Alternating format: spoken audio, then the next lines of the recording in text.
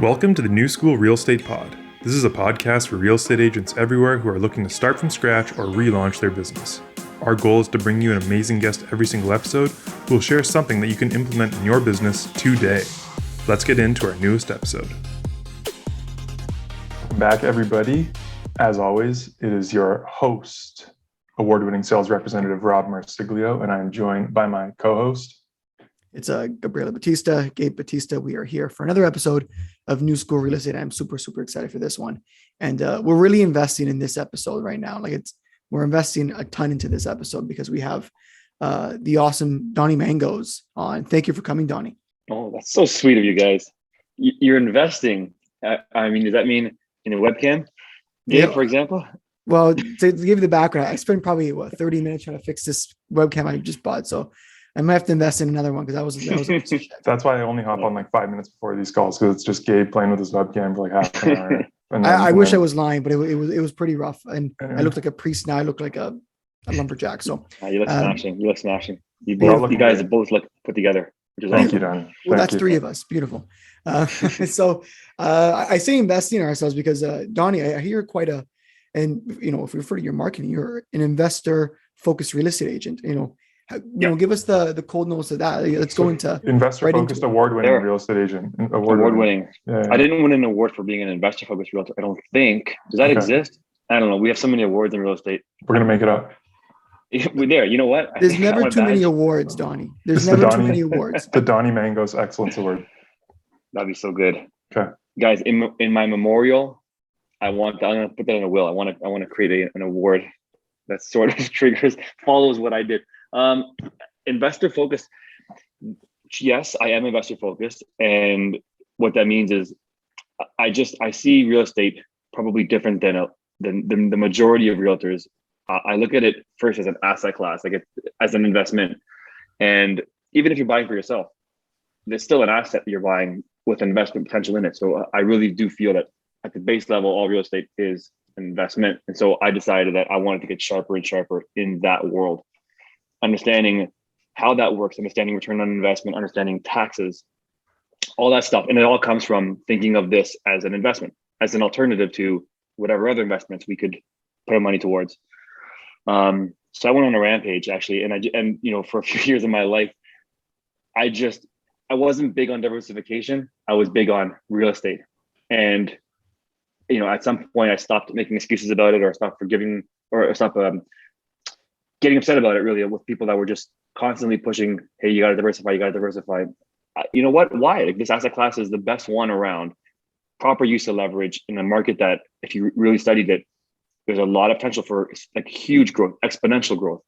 And so, I wanted to just double down and quadruple down on real estate from an investment perspective. And that's who I became. That's who my team became. And we just found a label that worked, and it was investor focused realtors. And that's what we are. So this whole mindset shift towards, treating real estate just as the investment, being that focused, did that happen prior to getting licensed, Donny, or take us back to newly licensed Donny? Okay. So I came into real estate like all of us. We were doing something else before we got into real estate. Mm-hmm. And my journey is probably not really typical.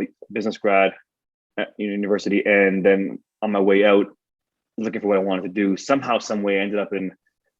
You'll love this, Gabe. I was in IT. I was an actual programmer, like an actual nerd sitting in a cubicle. And very quickly I realized that's not for me. And when I wanted to make a change in my career because I was just unhappy, I decided to go into. I like investing. I like reading about mutual funds. I like reading about stocks. At the time, this is older now, but the whole tech boom, buying and selling during the day, that was all fun stuff, right? Exciting in an otherwise boring career that I had. So it gave me a bit of a break. So I just kept furthering my knowledge in investing and in acquisitions, that kind of stuff, really small scale stuff. And then I went down the path of becoming a financial planner. I actually went through all the programs, the consumer, what's it called? The CSC, whatever it's called, the securities course, the WMT, wealth management. I went through this whole path to become a certified financial planner. I did it all. I just didn't write the final exam because at that point I'm like, I don't want to do this. I don't. I was interviewing, and it became very clear that it's going to end up being an insurance sales kind of job. That's how I interpreted it. And I just said, forget it. This is not what I wanted. This is not what I had in mind. Anyway, long story short, I've decided after another stint in that crappy career that was paying well, but just made me unhappy in IT, decided I'm done trying to go against the grain. I'm going to chase what I'm passionate about. Clearly it's real estate. I love it. I keep going back to it. Clearly it's investing. And I just decided to go all into that. So I pulled in experience that I had, obtained before, both my own investing, but also through those programs, my business degree, like all that stuff. I just figured it works in real estate. And I see a gap in that knowledge amongst realtors, and I see the gap in knowledge amongst people in the public. So I could be the person that the public needs, especially those that are closest to me, because ultimately, you'll probably ask me this later on, who's my target audience and all that. It's people I already know. So I help others that are closest to me, and that helps me. And that's it. That's all I got to do. Choosing to be focused on investing and helping them see the value, helping them assess this versus that, and build them a lot of wealth in the process was going to be a surefire way to be the realtor forever. And so, long story short, I guess it was, long story long, I guess in that case, that's kind of how I ended up here. Amazing. Okay. I have a follow-up to that then. Sure. I think we talk about, you need the leads, you need to do this to build this big sustainable business. Your team does pretty well, Donny, focusing on that sphere and on those people. Like, how Rob, are you able to run this? Exclusively. Yeah. How are you able to run that so successfully? I just am a big believer of doing the right thing all the time, right? Like, so do the right thing even when people aren't looking. So I'm big on integrity. And I think when you do that for some people, they feel rewarded. They feel like you've got their back. They can trust you, and they're not resistant when it comes time to making a recommendation or a referral. They just feel confident that that's who this guy is. That's who these people are. They're going to treat you the same way. And I know even if shit goes sideways, because sometimes, guys, it does happen that way. Things do turn on you, but they would have been through it with me before to know that I'm never going to shortcut it. I'm never going to try and take $1 from you. I'm never going to mislead you. I will always work with you in mind. And because I see you and 10 of your friends in the next 5 years for my business. Honestly, it's hard. Sometimes you're hungry and you want to make a deal happen right now. And in so doing and making that recommendation, you're sacrificing that. So you may not know that the future is coming, but that is the future when you operate like this. Yeah. And all I do is I stay in touch. I mean, you guys are going to bring up video, you said, in this and how I use video in my business. I just got to make sure that they don't forget about me and all the things I did for them, by staying in front of them. And it's just that model really helps solidify mindshare real estate in their mind. Beautiful.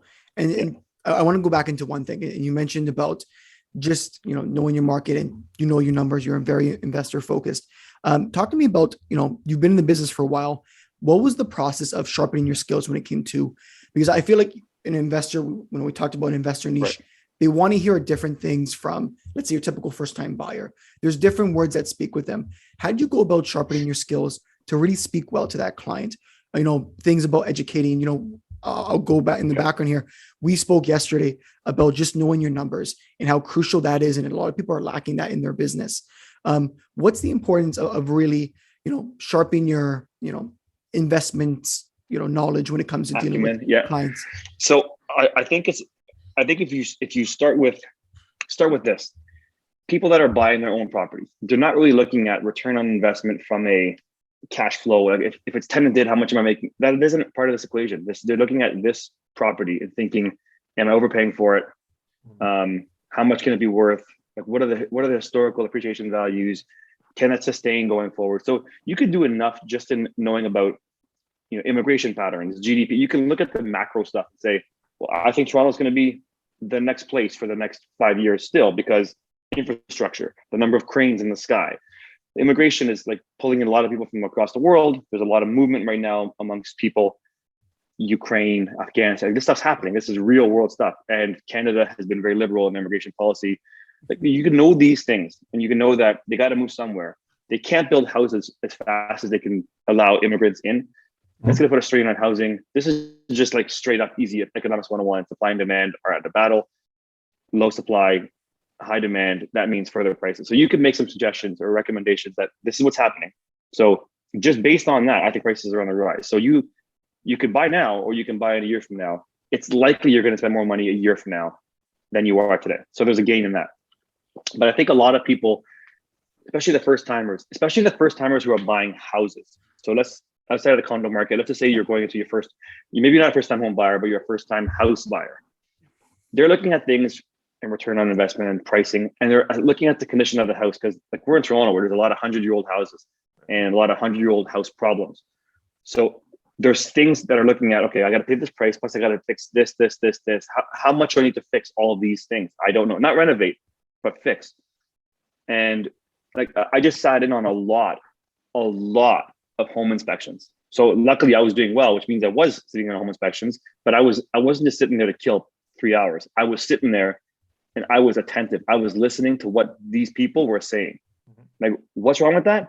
And sorry, why is that an issue? And it's got aluminum wiring, and why is it disastrous? Like, explain to me so I can understand it, because here you are as a buyer, you're sitting there and you're getting all this shit fed at you. And every one of these things is designed to scare you. You're paying this man or this woman to scare you with all the problems that are wrong with this house. So after I've been on so many of these things, I got to understand what is serious, what's not serious. And I got to be the person that can interpret and be in between the inspector and the buyer and calm them down, tell them what things are like, where there is an opportunity for huge costs and where there isn't, put that into the ballpark. Like, guys, no one's showing up to buy this house, and we're going to get it probably $100,000 where it would have been if it was finished. And from the sounds of it right now, we got about $30,000 of work that needs to get done. There's value in that. Right. That's value. So again, another long story long, I would say I sat in on a lot of home inspections. I learned a lot about construction in the process, relevant to my market, what we see in Toronto. Mm-hmm. Okay, so if this is a national podcast, international, in the Maritimes, they don't really have natural gas furnaces. Like they don't have a large supply of natural gas pipelines. It doesn't work that way. They have a lot of baseboard heating. Yep. They don't have brick houses. They got a lot of siding houses, which means it's wood construction, like these kinds of things. So the problems that we face here are what I cared most about. Mm-hmm. These houses were built with stone, like sometimes they're just slabs of stones put together with like mud, and that's their foundation kind of thing. Well, if as a new buyer coming from a brand new condo down in King West, then they buy this old house, in Little Italy, like freaking out saying, "What? Sorry, it's made of what? Just a bunch of rocks put together with mud? How does this work?" But if you knew enough to assess this, you can give them guidance. All of this is geared towards you're not going to lose your money if you buy this property. So investing, yes, but in that case, the beginning part of it, it starts with preserving your wealth. Can we buy this asset and preserve your wealth? Then we'll add on to that in the future. I think this gives us a good segue then into. Sorry, Gabe, did I cut you off there, man? Do you want to say something? No, you're good. I'm just listening here. Did I answer your question? Like, I'm not even sure. You did. Okay. You did. I'll take a quick second, Rob. I like that because you definitely showed how something very simple, like just going to an inspection, hones your skills. Like, a lot of things that people don't think about when in real estate, they're worried about a condition falling through. It's a learning experience. People need to take those moments and become the better professional. That's the key thing that I heard from that, where, take an opportunity, become a better real estate agent. And, I think that probably segues well to what Rob's going to ask right now. Okay. Or is it? Yeah. I think it will. So we'll try.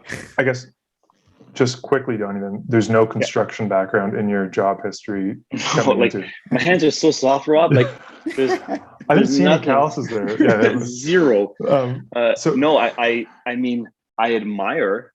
Yeah. I admire the people that are able to create. Like that's next level. It's not what we do. It's different. It's and it's not like it's a castaway. It's beautiful what they're able to build. Right. And it's a necessary skill, but I don't have that skill. So I don't. I think we'll segue into the video part of things here. We'll bridge the gap between what we were just talking about and then the other video work you do. That's more client facing, but yeah.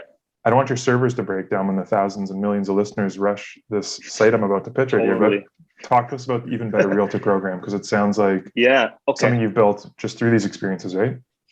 So I am so driven by efficiencies. Like, how can I do the least amount for the maximum result every time? So I'm a big believer, by the way, in who, not how, because of that, because it allows me to not be the person who has to do it. Someone else does it. For example, construction, it's easier, it's faster if he does it or she does it than if I do it. So I'm not going to do it. But how did that start? Okay, I have a team of realtors, and truthfully, a lot of them at the time didn't really understand construction. And I found myself kind of repeating myself when it comes to, you saw what? A cast iron, pipe in the basement that for the waste drain. Why does that matter again? And I was just kind of tired of repeating myself. So I decided I'm going to start recording myself, and I'm going to create it into this platform, and I'm going to share it with you. So if I'm not available and you wanted to know, or you're just like tired, you want or bored at home, you just want to do something, you can watch these little bite-sized clips of me talking about that or that. And then I realized that the information that I was capturing was pretty valuable. And I wish I had something like this when I started, so that it probably would have saved me a lot of effort and time if I could have watched all of this about all these different parts of a home: roofing, plumbing, electrical, like you name it, whatever. I would love to have it told to me rather than me having to think about what I need to ask and then go to Google and then figure stuff out and then all the ends. So I transferred that into what is now my Even Better Realtor program, because I'm sure we're all great realtors, but I think we could be even better realtors if we actually understood the product that we were helping clients acquire or dispose of. Like, it just makes so much sense. It's a shame. I won't name people. I'm not going to shame people, but collectively, we do not understand construction. And yet we are tasked with the responsibility of helping our clients acquire that $2 million property, not knowing a single effing thing about how that house was built, or why the stairs are sagging over there, or what that creak means. Like, shame on us is how I feel. So this is me taking action, saying I'm tired of. I'm not gonna complain about it. I'm gonna make it better. I'm gonna try and change it. So that was me changing it, and it's a program that, yes, thanks, Rob, I do offer for sale, and it is not expensive. It's me and it's my colleague, inspector, former teammate as well, Blaine. He works for Carson Dunlop, and it's the two of us with actual content. I don't know if you guys have seen the course, but actually, we've gone through. We're showing you with our phones, with our cameras. This is what this is. This is what it looks like. This is what knob and tube looks like. This is why you care. A bunch of those kinds of things in bite-sized videos. And we're gonna we'll put the link down. We'll put it in the description of the episode and stuff for people to go check that out as well. I probably learned more from that course than I did in all the houses I've ever seen. So, because you know what it is, you see them in very quick videos, and now you look for these things, and they're not, foreign to you. So the simple questions you want to ask, or buyers ask you on visits, you can answer actually pretty easily. So it was something that take a lot of value. Licensing has changed now too. Like, it's not a RIA, it's Humber that does it now. But I remember getting the license. It was like 4 chapters. Yeah, it doesn't. In one of the courses. Teaches you how not to get that program teaches you how not to get sued more than how to actually run a business. Yes, you're right. You don't need to pass any part of your program, any part of your course that says what is knob and tube. Right. They don't really ask that question. They teach you where does the seller's name go on this form? Okay, fine, but that doesn't actually teach you how to run a business. You're not going to survive. No one's going to work with you if you just did a course. You have to get better and do these kinds of things and expand your mind and be the expert in your field. The seller name goes right where it says seller's name on the form too, guys, just so people know. Is that where it goes? Oh, okay. We have courses about that all the time. We don't know what we're doing. Dude, these are actual questions in your exam. Like, I'm telling you, this, from what I remember, these were actual questions. Like, I think we need an actual episode just bashing the system to get your license. We don't want this to get taken off the air here, Gabe. We got to be nice. Oh, yeah. Exactly. Well, we wouldn't be within the 30 minutes, so I don't think we can do it. So that's awesome to hear. Let's get into something else that that we talked about yesterday, and just something that I know you're pretty passionate about is video content, social media content. My first question I'll kind of ask, and we'll go about it, is you have investor niche. How have you curated building social media and building video content based on your niche? Because everyone kind of knows you can do video market updates, you can do things like your typical real estate agent. How have you changed video marketing to really reflect your custom client audience? I think definitely you got to have an avatar of who you're trying to reach. Yeah. And my avatar or the client that I want to reach, or the person I want to reach is basically my clients. Like I don't look to go beyond people that I already know. So when I do create content, it's with those people in mind.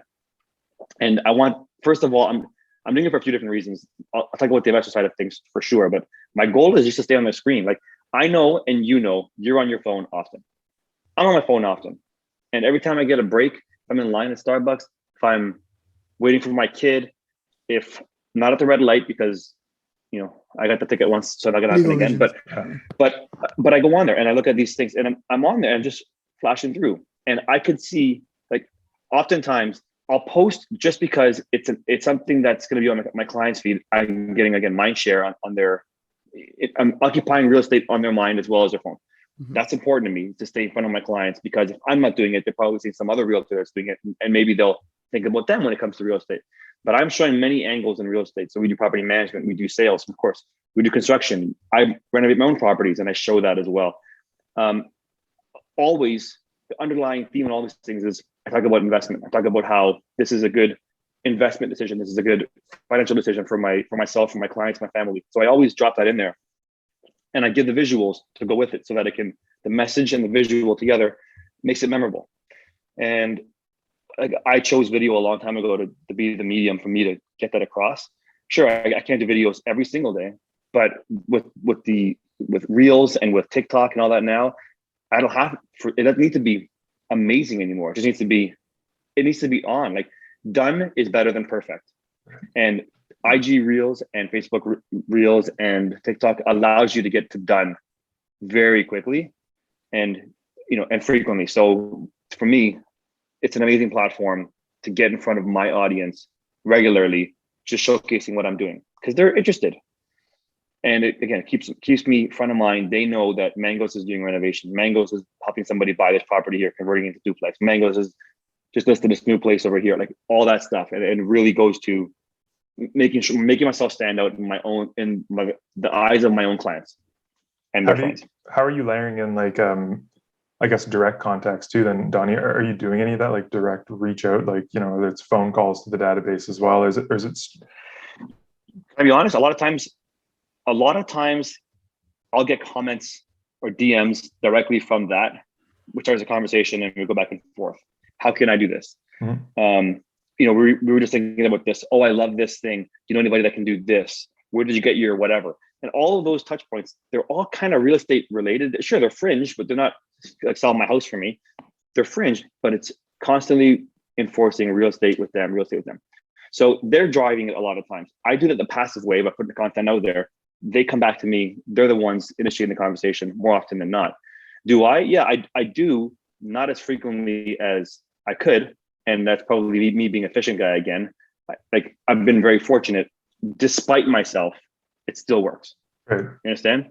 We do the automated stuff like that. So it isn't just me. That's why the who part of it is Natalia in the office, Paulina on the marketing side. They actually do things, the newsletters. They curate some messaging to some of my clients. Mm-hmm. If I see a listing sometime if I'm on Treb, because I go on there regularly, like you guys, see a listing. Oh, that's so-and-so's street. I'll forward this to the client in a text kind of thing. So I do stay in contact, usually something relevant. And when it's not, honestly, it's just saying, hey, just thought about you, wanted to say hello, hope you're doing well. And that's enough.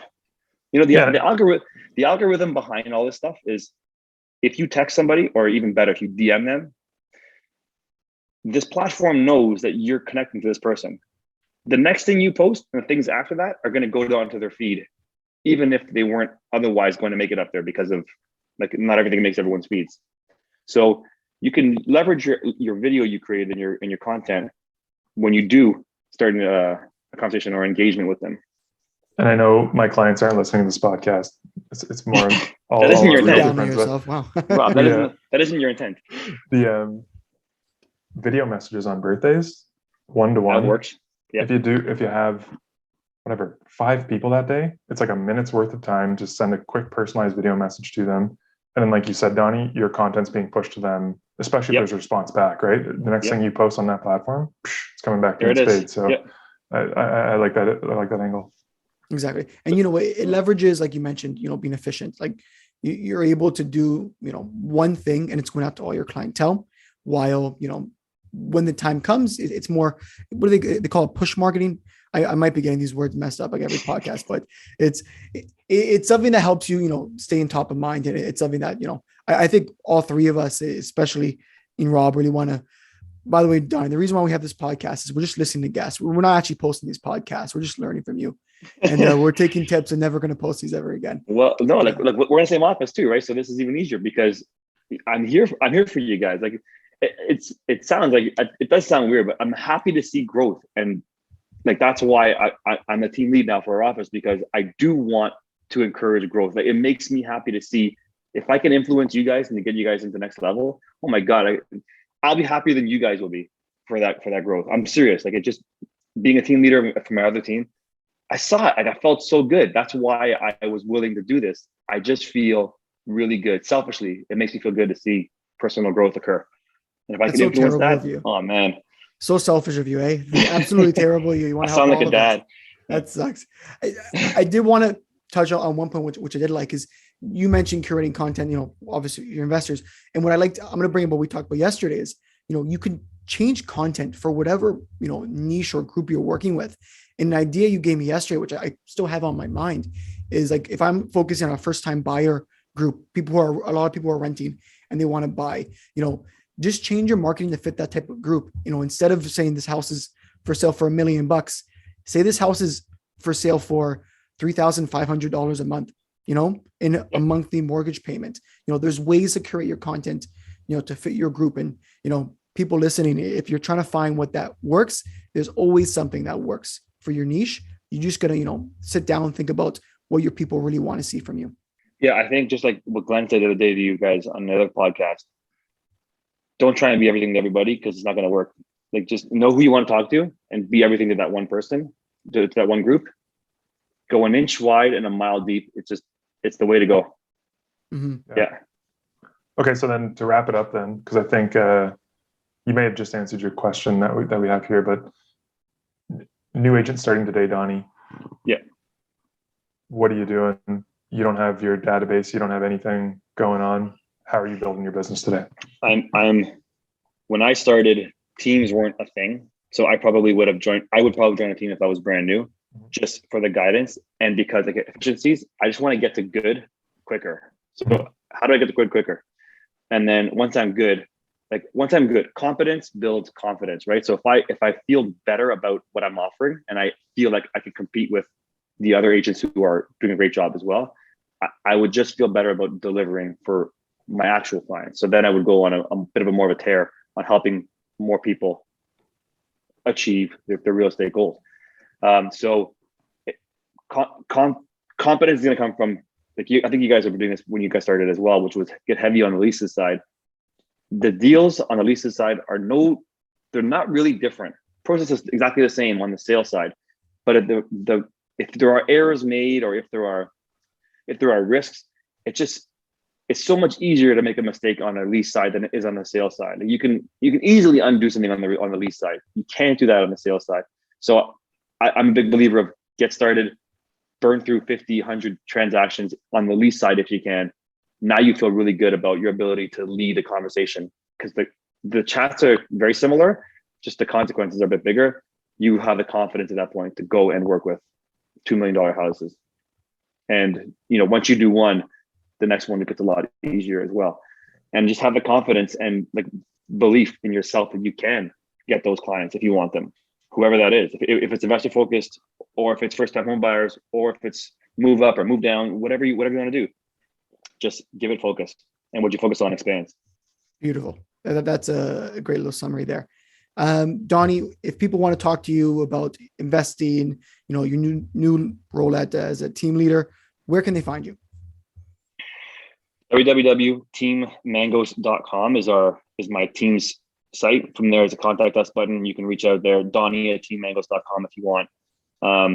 Instagram, TikTok, Team Mangos, Team Mangos. Yeah. I've seen a ton of your TikToks. My full feed's full of your TikToks anyways. But that's a good way to wrap up social media. Anyways, thank you everyone. So I'm available and I'm happy to help you guys. I mean, your listeners, you guys, of course, like if there's anything I can do, I mean, you guys are great, but if there's anything I can help, any gaps you have that you need filled, I'm here to help you guys. For sure. Beautiful. We appreciate that. You're welcome. Well, thank you everyone for taking a listen again today. We will see you on the next episode. Stay busy as always. Take care, guys. Bye. And that's the end of our episode of New School Real Estate. Thank you for tuning in and listening to all the great value that our guests had to provide today. Hopefully you can take away one thing from what we spoke about and apply it to your business and truly make it new school. If you are a new or growing agent looking for some supports to grow your real estate business, feel free to reach out to Rob or myself on social media. We'd be happy to have a conversation. But until next time, make it a day and stay busy, my friends.